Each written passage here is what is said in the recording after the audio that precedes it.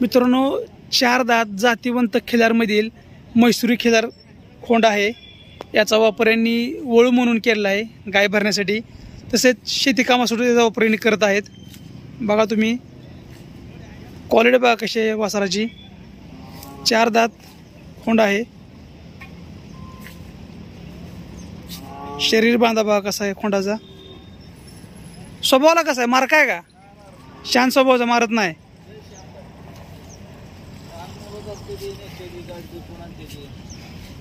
लहान मुलांनी दिलं तर मारत नाही. नुसता आता तुमचं नुसता फक्त रागान बरस करतो, मारत नाही.